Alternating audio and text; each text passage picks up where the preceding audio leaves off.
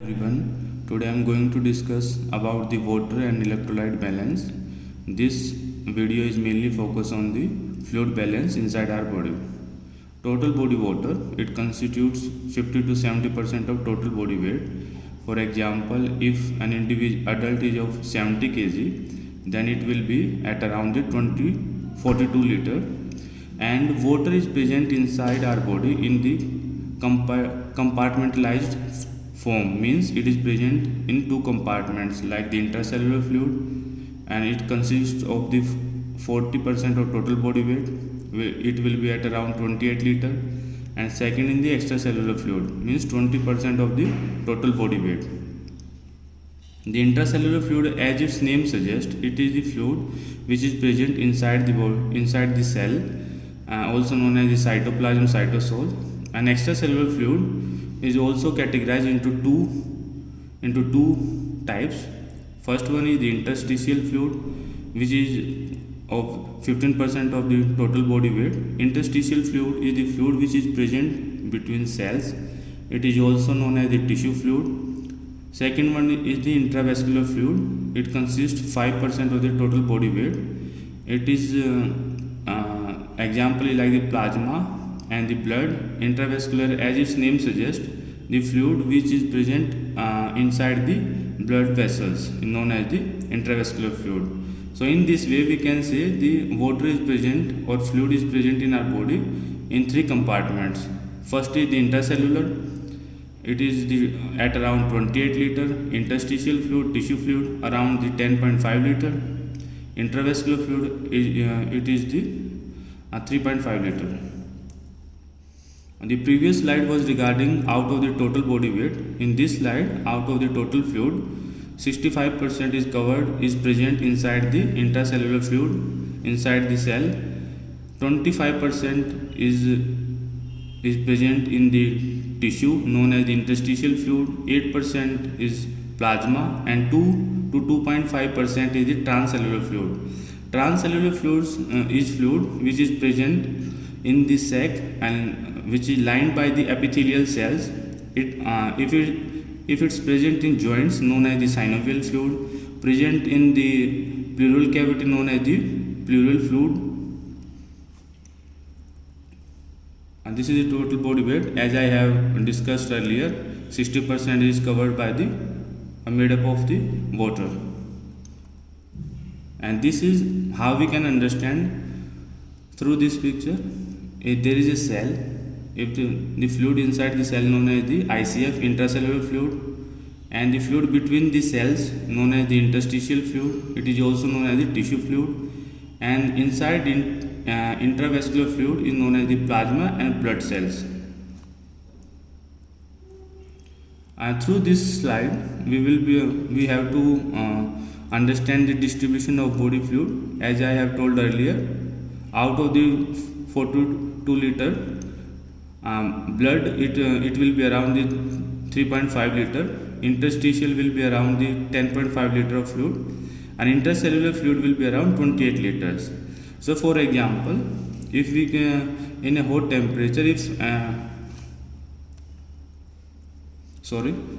temperature, if anyone is doing the excessive exertion or is riding a bicycle, and via the sweating the fluid is lost. So which fluid is going to lose is the intravascular fluid, and it will be sweating will be lost via the plasma. So what will happen? For example, if rider is lost sweat at around the 1.5 liter, means the fluid inside the vascular compartment, blood will be lost around 1.5 liter. So it will remain the 2 liters at around. The intravascular fluid will be 2 liters. So what will happen? It will be concentrated, the fluid will be concentrated, and the osmotic pressure of the intravascular compartment which get increased. So there are two kind of pressure: hydrostatic pressure, which pulls the fluid out of toward the wall, and second is the osmotic pressure, which pulls the fluid towards the higher osmotic pressure, means that sucks inside the vessels. So what will happen? The intravascular osmotic pressure will get increased, so it will sucks the fluid from the interstitial space, means this is the interstitial fluid, means present in the tissue. So what will happen to compensate the loss of fluid in form of sweating, and the osmotic pressure of the interstitial space will remain the same, but the osmotic pressure of the intravascular fluid or space will increase, so it will sucks the fluid from the interstitial space to the inside the intravascular. So what will happen? It get compensated. Fluid loss via sweating will get compensated. So what will happen then? The interstitial osmotic pressure will get increased. So because the fluid is sucks from the interstitial to the intravascular compartment. So in this way, what will happen? The interstitial space osmotic pressure will get increased, so it will take to compensate the fluid taken by the intravascular. So increased osmotic pressure here will suck the blood from the intercellular compartment. So here the intercellular compartment fluid will be taken up by the interstitial compartment to compensate the fluid taken by the intravascular compartment. So this way the fluid is get maintained and balanced.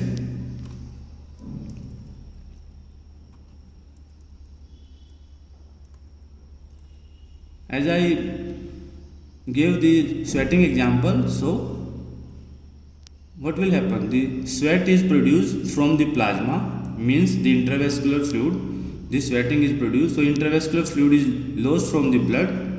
So what will happen? Blood becomes more osmotic pressure will get increased and more concentrated. So more fluid is sucks in the tissue compartment is from the tissue fluid. As I told earlier, interstitial fluid will be taken up by the intravascular fluid. So what will happen? Then the osmotic pressure of the tissue fluid will also get increased. So it will take the fluid is osmotically sucks out of the cells, means it will take the fluid from the intercellular compartment. This is the way how the fluid balance is maintained. Introduction. In young adult, total body water accounts for 60 to 70% of the total body weight. An average young female, it is around 50%. And the highest percentage of total body water is found in newborn will be approximately 80% of their total body weight comprised of water. This decreased to approximately 65% by 1 year of age and thereafter remain fairly constant. Now the question arises, in adult male it will water is be at around 60 to 70%, but in case of adult female it is around the 50%. The reason is that in female the adipose tissue is more in comparison to male, and adipose tissue require the lesser amount of fluid for its nourishment. So this is the main reason why the adult female have the lesser amount of fluid than the male. And the same is also applied in the obese person. In approximately daily values of fluid input and output in the healthy condition, input at around 1.5 liter is taken through the oral fluid and around 500 ml through the food and 500 from the metabolism. So urine output will be around the 1.5 liter, means urine output will be depend on the oral intake. If it's more, the urine production will be more. If it's less, the urine production will be less. If you drink less amount of water, so less urine is formed. The urine will be concentrated, and it will there will be precipitation that will cause the urinary tract infection as well as the formation of stones. So one should drink enough water so it will flushes out all the bacteria from the UTI. And insensible loss is via the sweating, lungs and feces. It will be around 1 liter. So total input will be equivalent to total output. Fluid regulation. Fluid regulation is by the antidiuretic hormone, means if the fluid is lost, release when water level are low to increase the tubular reabsorption, means signal will goes to the posterior lobe of the pituitary hypothalamus, and it will release the antidiuretic hormone, and that antidiuretic hormone causes the stop the uresis, means stop the urine production, and it will reabsorb the fluid.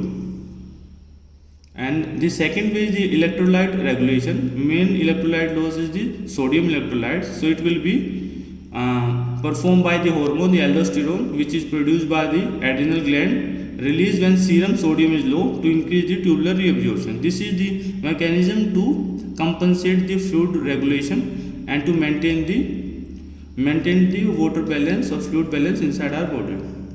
In emergency, fluid deficit dehydration, it is known as the extracellular fluid volume deficit, and it is characterized into the three types. It will be known as mild if 2% of the body weight is lost, moderate if 5% of body weight is lost, severe if 8% of or more of the body weight is lost. How can we assess the fluid balance? By taking the history of recent input and output, blood pressure, heart rate, daily weight, skin turgor. Because in dehydration, skin will be lost the turgidity, and mucous membrane it will be dry. Mental status, if in the severe dehydration, there will be the altered sensorium, and the lab analysis like the common laboratory test to evaluate body fluid disturbance, like the in hypovolemia we have to evaluate the status of electrolyte and the serum urea creatinine, 24-hour urine for creatinine clearance, and in hypervolemia we have to look after the electrolyte balance as well as urine specific gravity, 24-hour urine for creatinine clearance, total protein, cholesterol, and lipid enzyme, bilirubin. What are the physical signs and symptoms of fluid balance or fluid volume imbalance? In case of the hypovolemia, when there is a severe dehydration, poor skin, and the mucus will be dry, there will be the dry axilla, flat neck, tachycardia, orthostatic hypotension, hypothermia, weight loss, sunken eyes, and in case of the hypervolemia, there will be the shortness of breath at rest or with exertion, and there will be the ascites, spitting edema, and the weight gain. Thank you.